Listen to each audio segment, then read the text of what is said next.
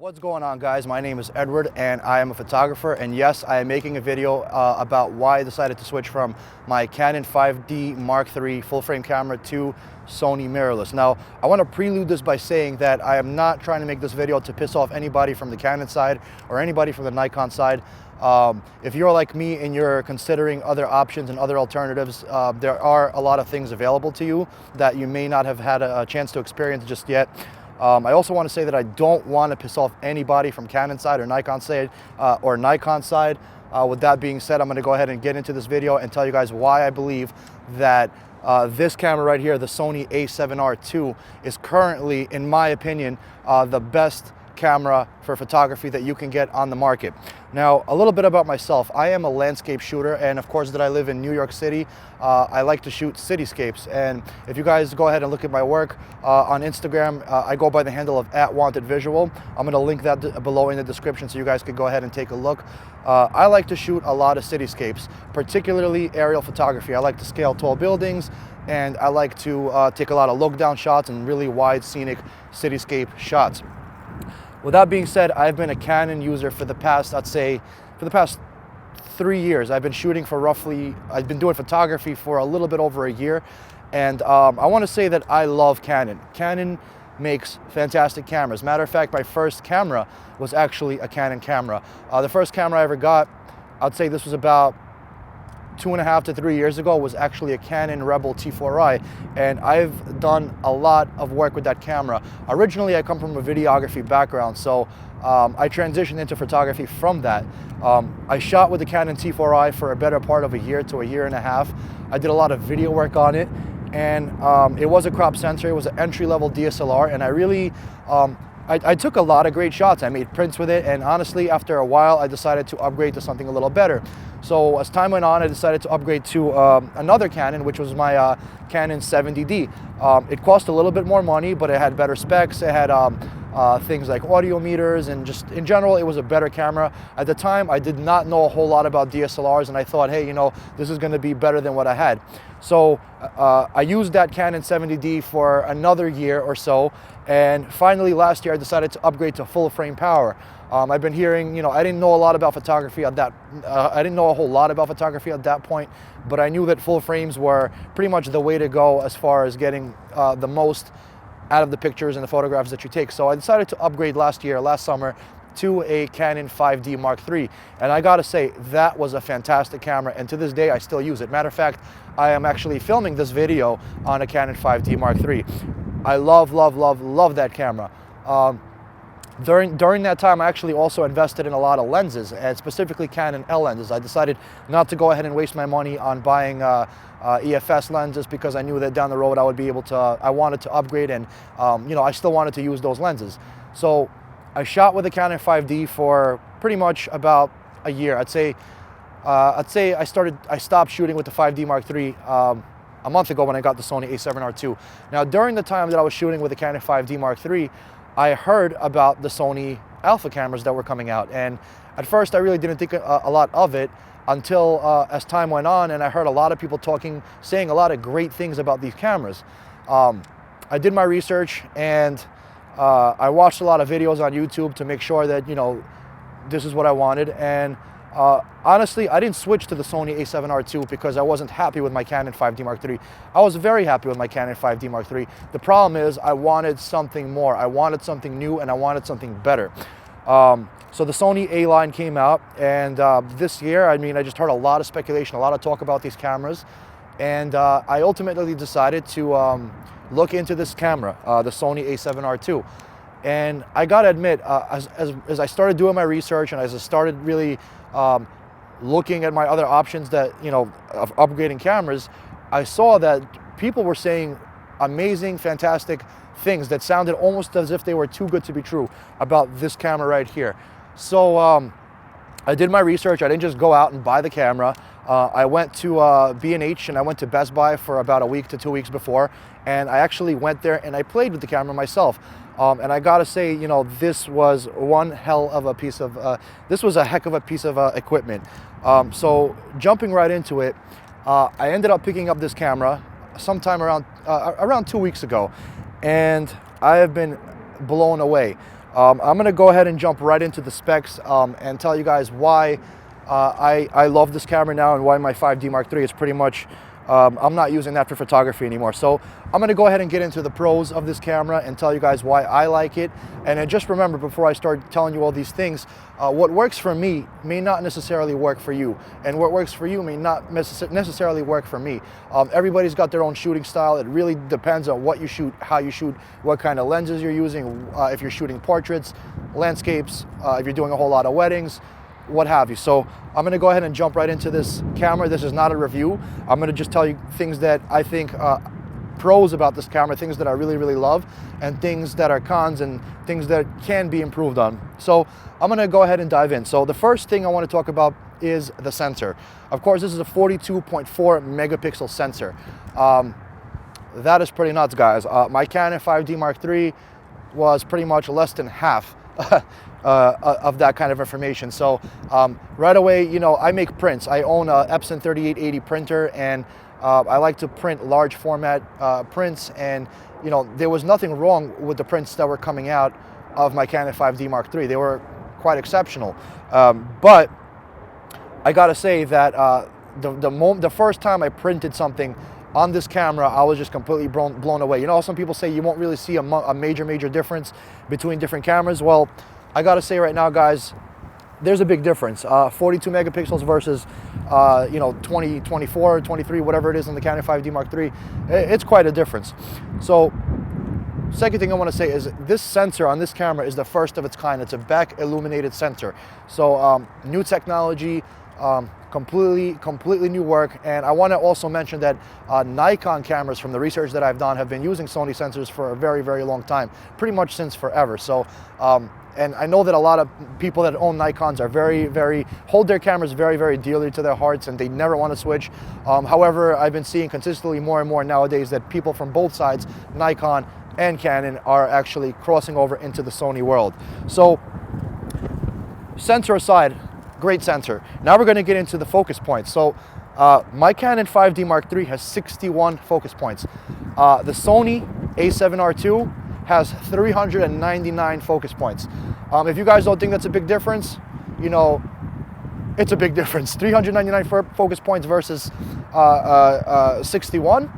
You know, that right there is pretty much another reason as to why I bought this camera. Third reason, electronic viewfinder, guys. If you don't know what this electronic viewfinder is or what it does, I suggest you guys go out to your nearest Best Buy, to your nearest camera store, go and play with this camera. The first time I've looked through this viewfinder, I was just completely mind blown. This is such a helpful tool, especially for me. I shoot, like I said, a lot of cityscapes and a lot of landscapes, and oftentimes when it's dark, I shoot a lot of long exposure photography at night, and a lot of the times I'm shooting in environments where they have no lighting. There's no lighting in the environment that I shoot in, or it's very dark and it's very hard to compose. And I'm going to say that composing on my Canon 5D Mark III, yeah, I made it work. You know, sure, it was great, you know, but it was super difficult at times. The first time I looked through this EVF, the electronic viewfinder, I was able to see completely in the dark. Meaning that I took this camera home and I turned off the lights in my room and I looked through the viewfinder and I could see in pitch black. The camera illuminates everything. Why is that such a good thing, you may ask? Well, say you're shooting in a very dark environment. Once again, you need to compose your shot. So on a Canon, on a Nikon, I don't know how they do it on Nikon. I never owned a Nikon. On a Canon, you would hypothetically compose in a viewfinder, and if it was too dark, you would be forced to compose through your live view. Now, unfortunately, in Canon, it does not show you. It doesn't brighten up the environment. It doesn't brighten it up internally in the camera when you're actually composing the shot. So, oftentimes I found myself struggling, and whenever I'm going to these abandoned places and urban exploring my city, a lot of times the places you go into, there's no electricity, there's no lights, and you know, having this, I'm able to compose my shots through the live view as well as the viewfinder, and it just cuts down the time in half. It makes it drastically easy to compose the shot in the viewfinder alone. Second thing is, you can control pretty much every single one of the features available in the camera: menu settings, everything available in the camera, you can control it through the viewfinder. So you don't actually, let's say you're shooting a landscape and, you have to kind of do the digital zoom in and get really, really close to your subject to make sure that you have the correct focus.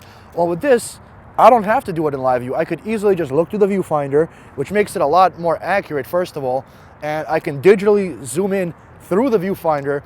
And not only that, but the camera actually shows you in real time the picture before you take it, during the time you take it, and after.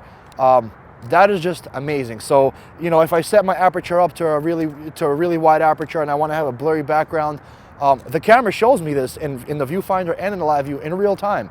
If I want to raise the ISO really, really high and it gets too noisy, I can see that in the viewfinder. That's amazing. Also, focus peaking.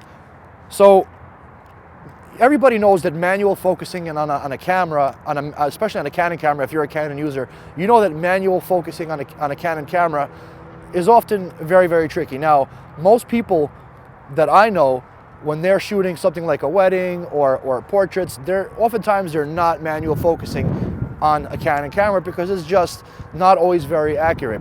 Autofocus is pretty good. I'm not even going to say anything about the autofocus, but manual focusing is where the trouble lies. On this, you have what's called focus peaking. What that is basically you have an option on the camera that you can turn on focus peaking. And if you're manually focusing on a subject, whenever the subject is in focus, the camera gives you, it tells you. So it has yellow focus peaking, red focus peaking, white, and of course all of that is customizable. So whenever you're focusing on a subject, you're gonna see kind of like the marching ants in some of the other cameras. You'll see that pop up. So when your subject is in focus, you're going to see red, yellow, or white on the subject, depending on what color you choose. So that is extremely, extremely, extremely useful, guys, if you're doing manual focus.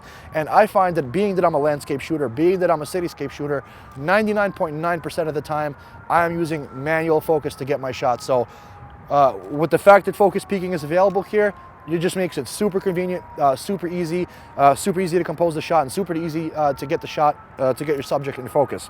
You also have an option called Zebra, and if you don't know what Zebra is, if you're not familiar, most of the time, a lot of people that do videography know what Zebra is, and Zebra is basically a function in your camera that actually tells you when your subject or your background is overexposed or underexposed. What it will do is, if something is overexposed, it will give you these lines. They kind of look like lines on a zebra, and they'll be in a specific part of the frame where it's overexposed. And if something's too underexposed, it'll be the same situation.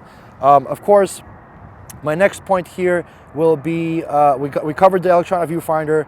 Of course, menu functions can be controlled through the EVF or through live view in real time. Of course, it allows you to it shows you the picture, what it looks like before and after the photo is taken, focus peaking, Zebra. Now you have another really, really nifty feature, and I find this a really, really helpful feature, especially if you're using full manual lenses that have no electronic connectors.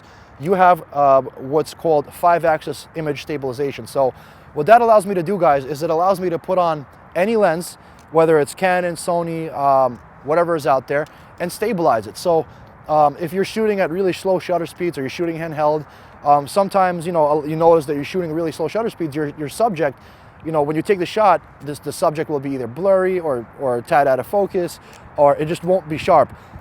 5-axis image stabilization, and you have the option of turning it on and turning it off, stabilizes any lens you have. For example, I have a old school Petzval lens. It's an 85mm lens, and it's a full manual lens. It has no electronic connections. So when I put that lens onto this camera body, I turned on the camera, and all of a sudden I had focus peaking, I had image stabilization, and I was just completely mind blown. The fact that this camera can do all of that in the body without any kind of attachments, without anything else, you're getting what you pay for in this camera. So image stabilization, guys, you know how some lenses have image stabilization, this has it on the body. So if you have a lens that doesn't have IS, guess what? Put it on here and now you do. Next thing, which is another really crucial thing. This camera, since had a update lately, and since that update, this camera can shoot 14-bit RAW, 84 megabyte stills. Now, if you guys don't think that's a lot of data, I'll tell you right now, when you take a picture with this camera and you import it into Lightroom, you're getting 81.6 megabytes of information.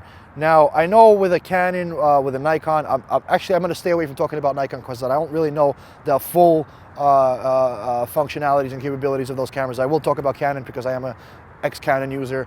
81.6 megs, guys, that is huge. I know that on my Canon 5D Mark III, I had something around 20 something odd megs. You know, it was still a ton of detail, a ton of information. But with this much information, guys, when you're doing post-processing and you're bringing out those shadows and the highlights, you're actually able to get so much information without corrupting those files, without bringing out all that noise.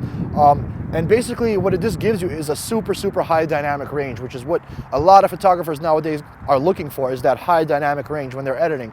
So if you underexpose a shot by a few stops, or you're overexpose a shot by a few stops, you're still going to be able to salvage it as long as you are shooting with the Sony A7R II, which is pretty amazing, and it doesn't degrade the image. So I'm used to normally shooting on my Canon 5D Mark III, and sometimes I'll either underexpose the picture purposely so that I can get the skies exposed properly, or that I'll overexpose the picture purposely, and then I'll do everything, all my corrections in post. Of course, it's better that you shoot right from the first time and get it right in the camera, but that's not always the case, and sometimes you have shots that are overexposed, and sometimes you have shots that are underexposed, even the professionals, guys. So, and I found that a lot of the times, as I'm importing all my files into Lightroom from my Canon 5D Mark III, and I start doing the editing, and I start bringing out the shadows all the way up on the slider, I start noticing a lot of noise, and I start noticing a lot of degradation of the file. So the first time I popped in my SD card from here into Lightroom and I just imported the files that were in there.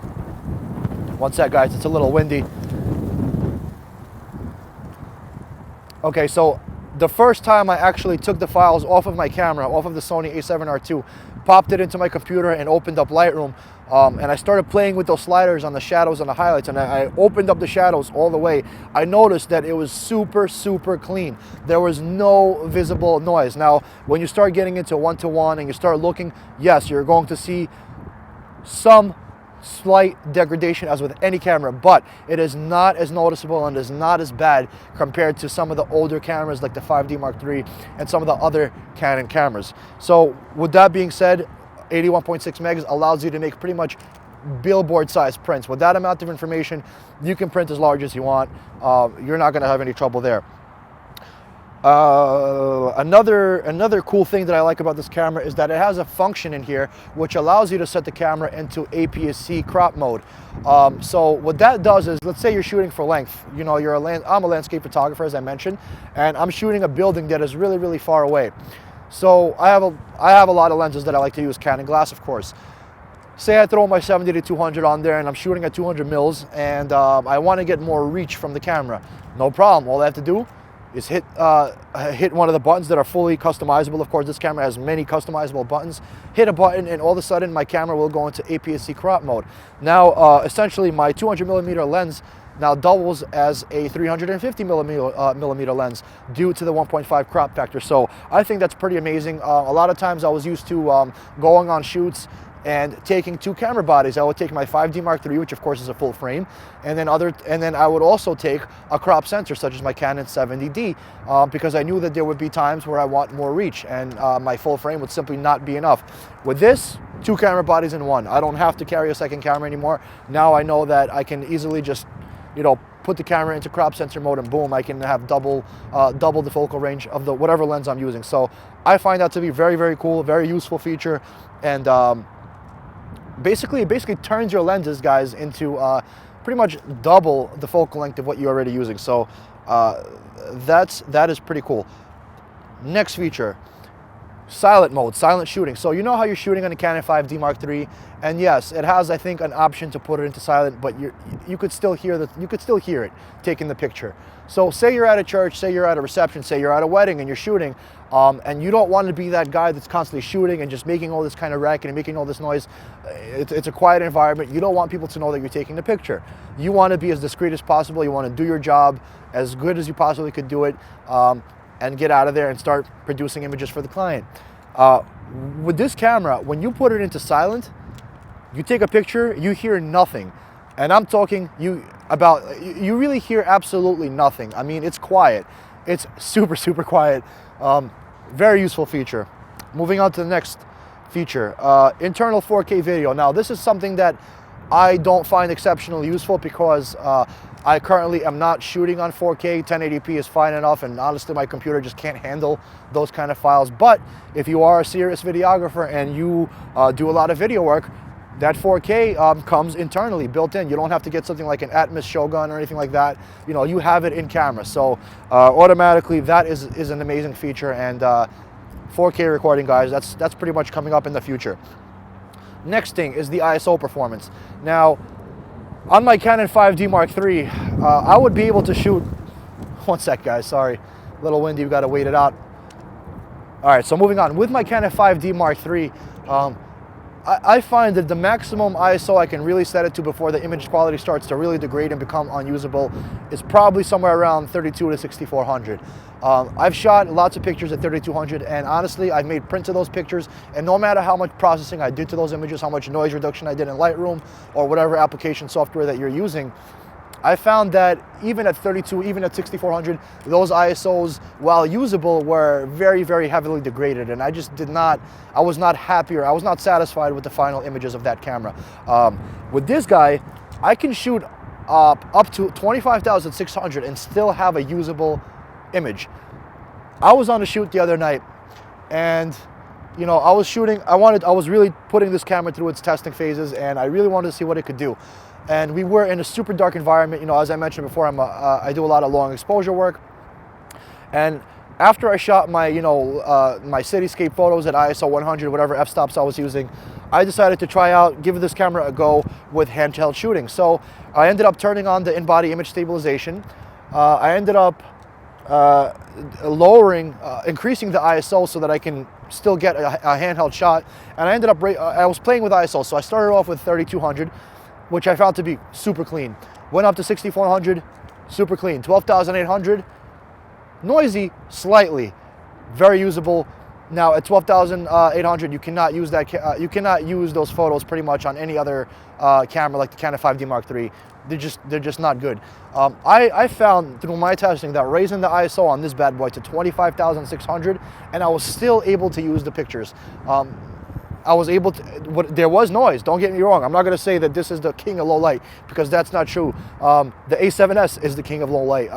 And if you guys want to see a video on that, there are plenty of those available on YouTube. I do not own that camera, but that camera has amazing ISO performance. On this, it's phenomenal. You can shoot at high ISOs, bottom line. I think it goes up to 102,000.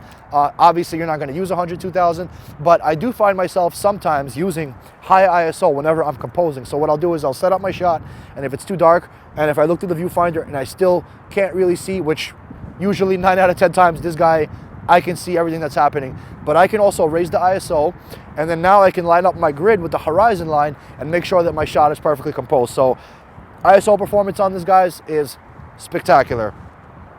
Next pro of this camera, smaller body, lighter weight.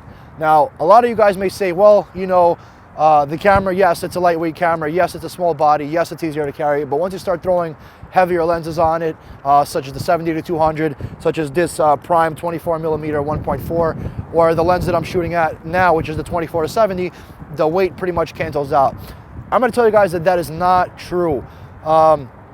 A lot of times when I'm on a rooftop and I'm doing look down shots, or sometimes if you guys scroll through my Instagram feed, you'll see that I take a lot of shots where I am photographing from the camera and I'm taking a picture within a picture. So I'm holding my iPhone that is set to the camera on the iPhone, and you know, it's taking a photo of the landscape or the cityscape down below, and I'm hand holding my 5D Mark III while composing. And after being on a shoot for an hour, 2 hours, 3 hours, your hands, your wrists are tired. You know, it's not, you know, it's a heavy camera to carry. And if you have a very heavy lens like the 11-24mm f4 Canon that I use, it's a super heavy lens. And when I'm holding it after 3 hours, my hands are starting to like just bend, and I can't get the shot the way I want it. With this, you know, being that it's so light, before I bought it, I thought, you know, I'm gonna put a heavy lens on it, and since the body's so light, it's just not gonna balance well on my hands. That was what I thought before I bought the camera.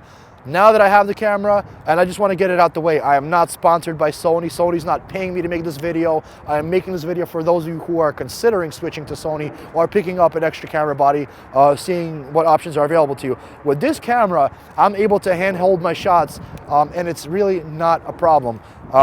My hands don't get as tired, and when you're lugging that weight, when you're lugging the camera with a bunch of lenses in a backpack, a tripod, whatnot, guys, it makes a big difference. It definitely helps when you're shooting and you're lugging around all these cameras. At the end of the night, you're not in as much pain. Your hands and your wrists aren't as tired. I'm sorry. And honestly, it makes a huge difference, being that it's so light. Next thing, which is probably one of the best things about this camera, it's compatibility with non-native lenses.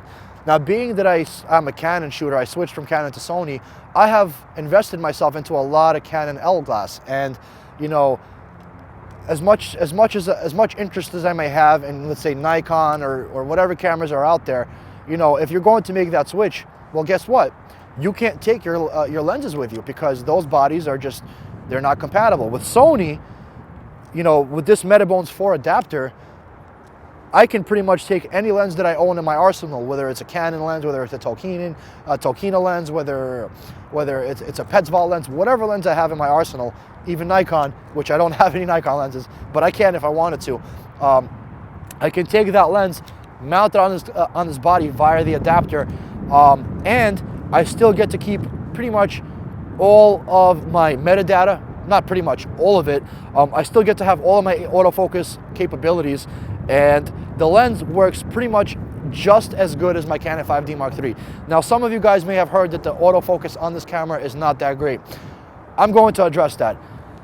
Autofocus on this camera is good. It is very, very usable. It is not as good as a Canon 5D Mark III or other comparable DSLR cameras, especially with the adapter. Now, if you're using this camera with a native Sony lens, autofocus is 99.9% as good or equal to whatever DSLR camera you are using. I found through my research, because I am using Canon glass, sometimes in really low light, autofocus may have a little trouble trying to focus in on the subject. Luckily, manual focus is super efficient, super easy to do with this camera, and 99.9% of times, if you switch it to manual focus, you're going to get the shot that you're after. If you're shooting with a longer lenses, such as the 70 to 200 2.8, and you're shooting at 200 millimeters in very low light conditions, it can be a hit or miss. So I am not going to recommend this camera with Canon lenses for somebody that's doing weddings and you're really relying on autofocus, and autofocus is super crucial to what you're doing. Now, being that I'm a landscape, cityscape shooter, and being that I shoot in manual focus a lot of the time, of course, you know, autofocus is not as crucial to me as it is for somebody that's shooting a runway or a paparazzi, for instance, and you're trying to chase down celebrities, stuff like that. Autofocus will not be as good as the DSLR, but I find that it's exceptionally good and it's still perfectly usable. So with that being said, I'm going to move on to the next subject. And the compatibility, of course, is the fact that it's compatible with all lenses is just a super great thing. When I bought the camera, I was able to put on all my Canon lenses on here and still utilize them. The next cool thing about this camera is, of course, the pop-out screen. Now, I know that a lot of pros are going to say, you know, the pop-up screen is pretty much useless. If you're a pro, you don't need it. It's just a fad. It's an extra thing you don't need. Guys, I'm going to tell you something. When I'm shooting cityscapes, when I'm shooting landscapes, whatever it may be, if I want to get down really low to the ground, or I want to get down really high, get overhead shots, I can't see what I'm shooting with my Canon 5D Mark III, because the only way I could see and determine what I'm looking at is, of course, either through live view or the viewfinder. And one of the biggest things that I missed when I switched from my crop sensor Canon cameras to my full-frame Canon 5D Mark III was that availability to have the tilt screen, the pop-out screen that I had.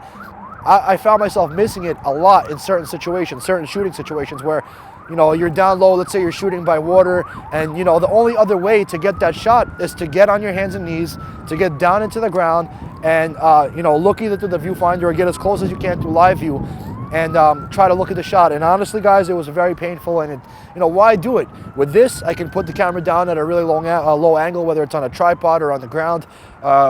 All I have to do is pop out the screen and boom, I have the shot. I don't have to get on my feet, on my hands and knees, into the ground, into the mud, into the water. I can look down and compose my shot. That is a great, great feature.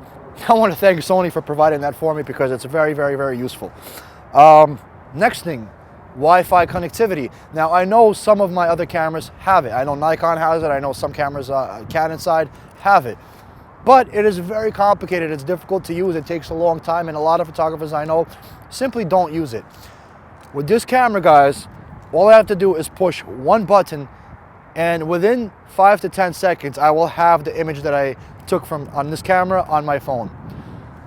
Say you're in an area that has really bad service coverage, really bad reception, or no service. The camera sets up a Wi-Fi signal, and you can customize one of your 4 to 5 programmable custom buttons to just simply hit a button and beam that image right over to your phone. Why is this important? Guys, we live in a social media age. Nowadays, pretty much everybody is rushing to post stuff on their Facebook, on their Instagram, on their Twitter. Let's say you're doing a wedding shoot, right? And everybody else there is taking photos on their iPhones. Everybody's taking photos on their point and shoots, and by the time, everybody's uploading and posting those pictures to social media. By the time you're done, you get home, you edit your photos, and you start posting them 2, 3, 4 days later. No one's going to care about that, guys. They're going to look at the pictures and they're going to be like, all right, that's cool, they're nice pictures, but nobody's really going to have the interest. The people that took their iPhone photos, the people that took their shots with the point and shoots, they're going to be the ones that are stealing all the thunder. So, with this, if you're not a guy that wants to do a whole lot of editing, or if you're in a situation where you just quickly want to get something out from the camera and onto your phone and post it on social media, this allows you to do that quickly. And it's very, very easy to do, and it's very, very functional, and it's very useful. And I found myself shooting many times on this camera and not even having to edit, just straight up taking the picture, sending it, beaming it right over to my phone, boom, posting it on my Instagram, and getting however many likes I get on my photo. So I find that to be a very, very useful feature. Now, this camera does have more pros, and there's really not enough time in a day, not enough time I have in this video to really address all of it. Some of the things that I listed were definitely very helpful and very great things. Now, I want to talk about some of the cons on this camera, or some things that maybe may throw you off from buying it, or persuade you not to get it, or maybe choose something else. So, of course, I have mentioned autofocus with non-native lenses. Guys, I don't own any Sony lenses.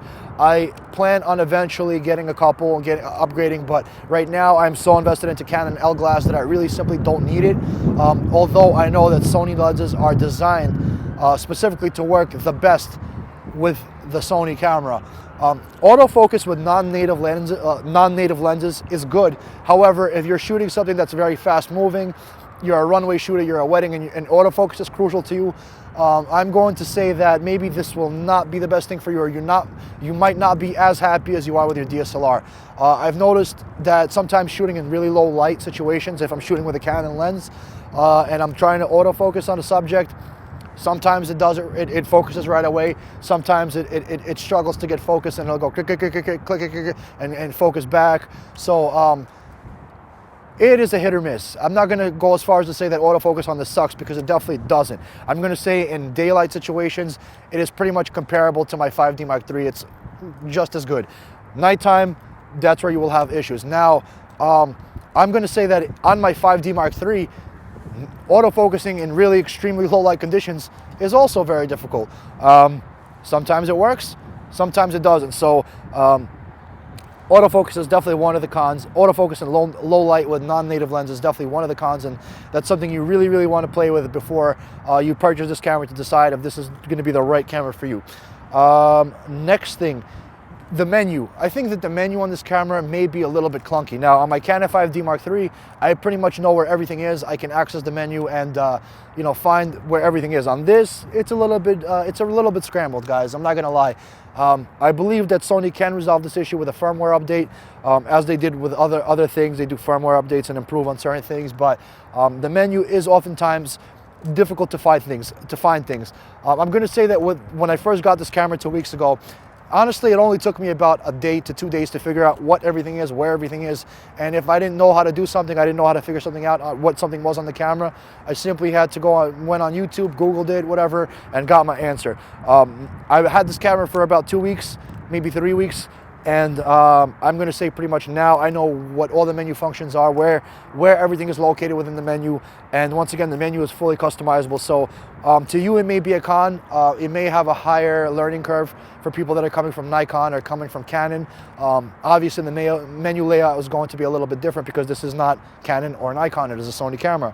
And the final thing that I want to talk about, which a lot of people really knock about this camera, and a lot of photographers coming from Nikon and Canon are, you know, until they've played with it, they don't really know what they're missing. But a lot of people talk all kinds of nonsense about the camera, and one of those major things that they talk about is battery life. Now, I'm going to go ahead and say that the battery life on this camera is not great. Certainly, it is not as good as my 5D Mark III. But guys, look at the battery on this camera, how tiny it is, comparable to pretty much, it's a little bit bigger than my GoPro batteries, comparable to a Canon or Nikon batteries. I mean, those batteries are huge, so obviously they're going to last longer. But I bought this camera, and Sony was nice enough to include 3 batteries with the kit that I bought. So, you know, I find that most times I'm on a 3, 4, 5 hour shoot, 3 batteries is sufficient. Last weekend I was on a shoot in New Jersey, and I was shooting for about 5 hours. I only went through 1.5 batteries. First battery died within, I'd say, about 2.5 hours. But that's also going to depend on how you guys shoot, whether you guys are turning the camera on and off in between shots. Obviously, me, out of habit, you know, I always want to conserve battery life. So whenever I'm not shooting, or whenever I'm done taking my shot and I'm moving to the next location, or I'm recomposing, I'll turn the camera off. And then I'll turn it back on when I'm shooting again. So if battery life is an issue for you guys, buy more batteries. Obviously, it's common sense. So, you know, I purchased 1 more battery just to have if I'm out of state, or if, you know, I'm on a really long shoot and I just don't have time to charge batteries, and I don't want to take the chance of, you know, losing a battery or battery dying on me. I have extra batteries available on hand so that I don't have this issue. But like I said, I was on a 5 hour shoot. I was doing long exposure photographs, and my minimum shots took 30 seconds to take, of course. So, you know, I did not run out of battery very quickly. I was able to have 1 battery last me for 2 hours, and by the time I was done with the shoot, I still only used maybe another half of a battery on my shoot. So, all in all, guys, I'm going to say that I highly recommend this piece of equipment to those of you who are considering purchasing it. It is not going to be for everyone. Obviously, if you're shooting weddings, if you're shooting fast-moving subjects, as I mentioned before, this may not be the camera for you, but that doesn't mean that the camera won't perform or do what it's designed to do. The camera works great. Also, I cannot really say how it is with native Sony lenses because I currently do not own any. When I do own a Sony lens, I'm gonna be sure to make another video and tell you guys how I like or don't like the performance on a native Sony lens. But I will say that, you know, autofocus on this can be a hit or miss in really low light. Daytime, you're not going to have a problem. It's literally, it's just as fast as anything else. So, you know, I'm just gonna say, you know, it does what it's supposed to do. It's fast autofocus. So if you guys are interested in this Sony A7R II, I will highly recommend you to pick it up. If you're in the market for a full frame camera, or you're just simply looking to switch and see what other options are available to you, guys, this is exceptionally a beast of a camera. If you're shooting landscape and cityscapes like me, you will absolutely love this camera. Especially if you're focusing a lot in manual, you're going to love the focus peaking options. You're going to love the zebra. You're going to really love the viewfinder and how easy it is to see and how easy it is to compose your shot when shooting in low light environment. With that being said, guys, you know, this was a video not designed to diss anybody on Canon side or to diss anybody on Nikon side. This is simply a subjective review of what I think about this camera and my take on its pros and its cons. And if you guys liked what you had to hear, guys, go ahead and pick it up. You know, I don't make any money from you, you know, buying this camera. I'm not sponsored by Sony, as I said again, but do your research, guys. Go out there, watch the other videos, watch the other reviews that are available on this camera, see what the other pro-level photographers are saying about it before, you know, you decide to buy it. Don't just take my word for it.